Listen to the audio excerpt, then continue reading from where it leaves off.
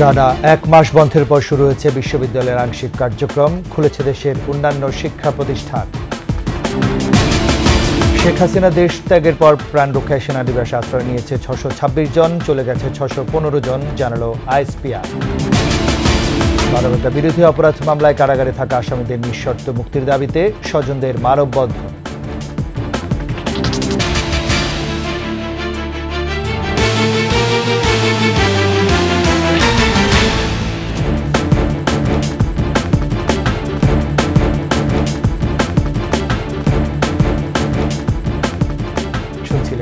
Security ইসলামী bank PLC সংবাদ শিরোনাম। আমন্ত্রণ জানাচ্ছি দুপুরের 21 সংবাদে। আপনাদের সাথে আছে আমি রাজীব জামান। আর দর্শক, 21 টেলিভিশনের সংবাদ একই সাথে সরাসরি দেখতে পাবেন আমাদের ফেসবুক পেজ www.facebook.com/2124 অনলাইনে।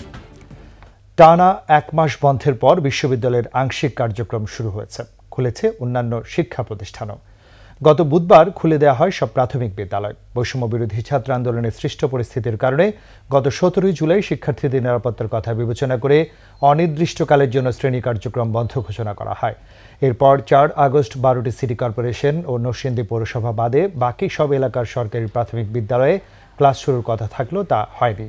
পরে আন্দোলনের মুখে শেখ হাসিনা সরকারের পতনের পর দিন থেকেই শিক্ষা প্রতিষ্ঠানে খুলে দেওয়ার সিদ্ধান্ত হলেও খুব একটা কার্যকর হয়নি। শিক্ষার্থী উপস্থিতিও ছিল অনেক কম।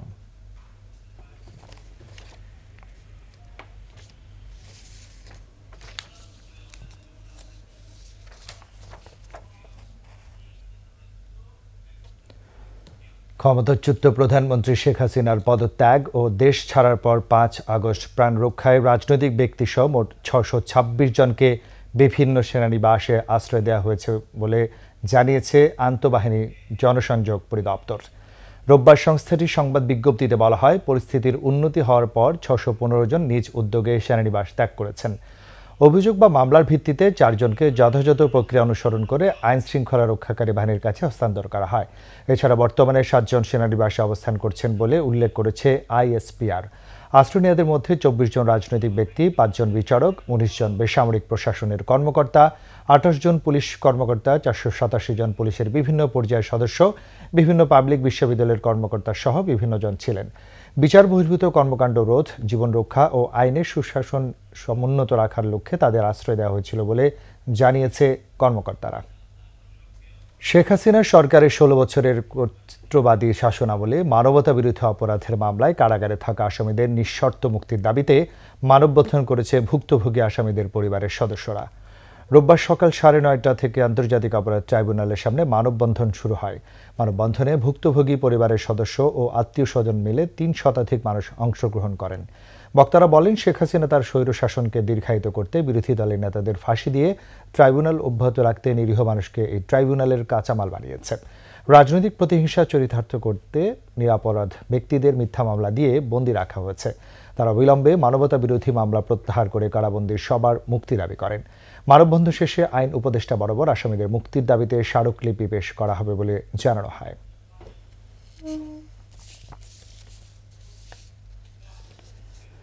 বৈষম্য বিরোধী ছাত্র আন্দোলনে পুলিশের গুলিতে নিহত শিক্ষার্থী খালিদ হাসান সাইফুল্লাহর বাবার মামলা নিতে গড়িমাসি করায় লালবাগ থানা ঘেরাও করেছে ক্ষুব্ধ জনতা। এ সময় ভারপ্রাপ্ত কর্মকর্তার বিরুদ্ধে আইনি ব্যবস্থা নেওয়ারও দাবি জানায় তারা। এই ঘটনায় সাবেক প্রধানমন্ত্রী সহ 91 জনের বিরুদ্ধে মামলা করার কথা জানিয়েছে খালিদের পরিবার। বাকিরা জানাচ্ছেন মাহতাব মিনহাজ।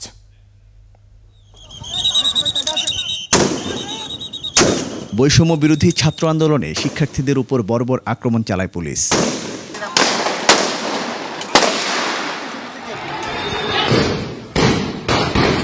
গত 18 জুলাই আন্দোলনে যোগ দেয় রাজধানীর ধানমন্ডি আইডিয়াল কলেজের 11 শ্রেণীর ছাত্র খালিদ হাসান সাইফুল্লাহ।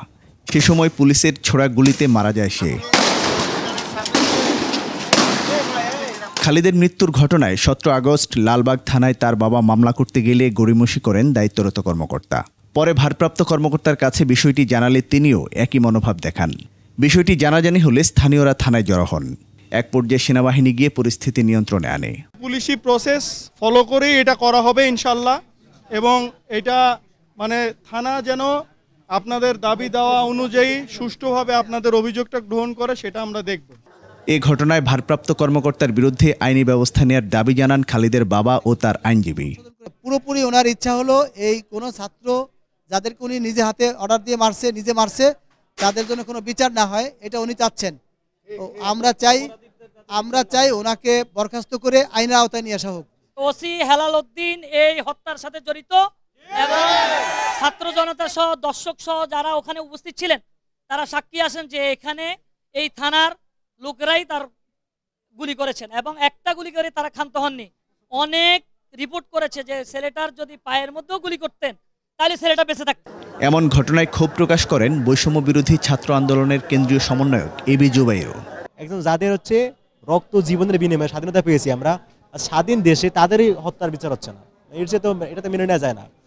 খালিদ হাসান সাইফুল্লাহর মৃত্যুর ঘটনায় সাবেক প্রধানমন্ত্রী ও স্বরাষ্ট্রমন্ত্রী সহ ৯১ জনের বিরুদ্ধে মামলা করা হবে বলে জানায় তার পরিবার। মাহতাব মিনহাজ, একুশে টেলিভিশন, ঢাকা। নিচ্ছি সংবাদ বিরতি। যখন ফিরছি তখন অন্যান্য খবরের সঙ্গে আরো থাকবে। টানা বৃষ্টিতে কক্সবাজারের পেকুয়ায় পাহাড় ধসে একই পরিবারের ৩ জনের মৃত্যু। ইসরায়েলি প্রেসিডেন্ট নেতানিয়াহুর অনীহায় কার্যকর হচ্ছে না গাজায় যুদ্ধবিরতি, অভিযোগ হামাসের।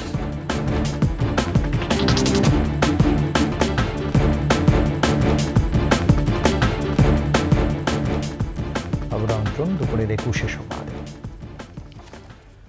বৃষ্টিতে কক্সবাজারের পেকুয়ায় পাহাড় ধসে নারী ও শিশুসহ একই পরিবারের ৩ জনের মৃত্যু হয়েছে। রোববার ভোর রাত ৩টার দিকে উপজেলার শিলখালী ইউনিয়নের জারুল বুনিয়া সেগুনবাগিচা এলাকায় এই পাহাড় ধসের ঘটনা ঘটে।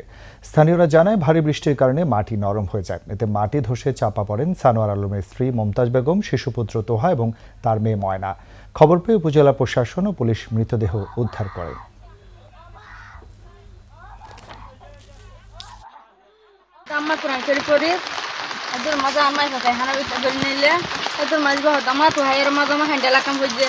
এখানে আমার মা, বোন আর একটা ভাই, ৩ জন ভিতরে মাটির ভিতরে ডুবে গেছে। আমরা আসছি দেখছি কয়েকজন মানুষ, ১০-১৫ জন মানুষ মানে আমরা এসে মাটিগুলো সরাই ওদেরকে উদ্ধার করছি। আর বাড়িটা এটাও তো ঝুঁকিপূর্ণ ছিল না, অনেক বৃষ্টির কারণে যে অনেক ১-১.৫ দূর থেকে ও মাটিগুলো আসছে ১-১.৫ দূর থেকে। বৈষম্য বিরোধী ছাত্র আন্দোলনে নিহত পরিবারগুলোর কান্না থামছেই না। লক্ষ্মীপুর ও গাজীপুরে নিহত সাব্বির ও মামুনের পরিবারেও চলছে আহাজারি। পরিবারের অর্থ যোগান দেওয়া সদস্যকে হারিয়ে দিশেহারা মা বাবা ও স্বজনেরা। অন্যদিকে চিকিৎসা খরচ বহন করতে না পেরে অসহায় আহতদের পরিবার। প্রতিনিধিদের পাঠানো তথ্যছবিতে ডেস্ক রিপোর্ট। লক্ষ্মীপুরের সাব্বির মিছিলে যাওয়ার আগে একমাত্র শিশু সন্তানকে ভিডিও কলে দেখতে চেয়েছিলেন। স্ত্রীকে বলেছিলেন ঘন্টা ২ পরে আবার ফোন করবেন। সময় গড়িয়ে যায়, কিন্তু স্বামীর সেই ভিডিও কল আর আসে না, কারণ ততক্ষণে সাব্বির শহীদের তালিকায় নাম লিখিয়েছেন। ২ ঘন্টা যাবত আমি তার জন্য অপেক্ষা করতেছি, কোনো কল নাই। পরে আমি তারে ফোন দিছি, ফোন দিয়ে দেখি তার ফোন আর কল ঢুকে না। আমি আমার ননদের কাছে ফোন দিছি যে ওর খবর কি, বলতেছে আমরাও খবর পাইতাছি না। প্রায় আধা ঘন্টাও যায়নি, আমার ফোন দিয়া বলছে ভাইয়া আর নাই। লেখাপড়া শেষ করে একমাত্র ছেলে সাব্বির সংসারের হাল ধরবে, কিন্তু সব শেষ হয়ে গেল। তবু সাব্বিরের মা বাবা চাইছেন দেশের জন্য আত্মদানকারী সন্তান যেন শহীদের মর্যাদা পায়। আমার একটাই ছেলে আছে নাই, আমার দুঃখ সুখ সব আমার ছেলে। মনে করছি আর সাব্বির এখনো মরে না, ও চেহারাটা আমার সামনে পাশে। এছাড়াও লক্ষ্মীপুরে আরও কয়েকজন নিহত হয়েছেন। আহত অনেকে। নিহতের পরিবারের আহাজারিও একই রকম। অনেকে অল্পের জন্য প্রাণে বাঁচলেও ভুলতে পারছে না সহপাঠীদের মৃত্যুর ঘটনা। বাগবাড়ি থেকে শুরু করে আমরা শান্তিপূর্ণভাবে মিছিলে হাঁটতে জুমুর পর্যন্ত আসছে, স্লোগান দিতে দিতে। মিছিলের ভিতরেও গুলিবদ্ধ হয়েছিল। এদিকে আন্দোলনে গিয়ে গাজীপুরের শফিপুরের মাদ্রাসা শিক্ষার্থী আবদুল্লাহ আল মামুন গুলিবিদ্ধ হয়ে মারা যান ৪ আগস্ট। একমাত্র ভাইকে হারিয়ে দিশেহারা মামুনের বড় বোন। আর সন্তানের মৃত্যুতে স্তব্ধ হয়ে গেছেন মা। গত ৪ আগস্ট ও আন্দোলনে যায়, যাওয়ার পরে সেখানে ওকে গুলিবিদ্ধ করে হত্যা করা হয়। আন্দোলনে গিয়ে শহীদ হয়েছে, তার মর্যাদা চাই আমি। গাজীপুর রাখালিয়া চালা এলাকার ব্যবসায়ী ইলিম হুসাইনও গুলিবিদ্ধ হয়ে মারা যান ৫ আগস্ট। একমাত্র উপার্জনক্ষম সদস্যকে হারিয়ে আর্তনাদ করছে পরিবার। আমার ছেলে রাষ্ট্রীয় মর্যাদা চাই আমি। আমার স্বামীর রাষ্ট্রীয়ভাবে শহীদের খাতায় জানি নাম থাকে। দেশের জন্য আত্মদানকারী বীর সন্তানদের রাষ্ট্রীয় মর্যাদা ও স্বীকৃতি দেওয়ার দাবি স্বজনদের। শেষ করছি দুপুরের 21 সংবাদ। যাবার আগে ফার্স্ট সিকিউরিটি ইসলামী ব্যাংক পিএলসি সংবাদ শিরোনামগুলো জানাচ্ছে আরও একবার। টানা 1 মাস বন্ধের পর শুরু হয়েছে বিশ্ববিদ্যালয়ের আংশিক কার্যক্রম, খুলেছে দেশের অন্যান্য শিক্ষা প্রতিষ্ঠান। শেখ হাসিনা দেশ ত্যাগের পর প্রাণ রক্ষায় সেনানিবাসে আশ্রয় নিয়েছে 626 জন, চলে গেছে 615 জন, জানালো আইএসপিআর। মানবতা বিরোধী অপরাধ মামলায় কারাগারে থাকা আসামিদের নিঃশর্ত মুক্তির দাবিতে স্বজনদের মানববন্ধন।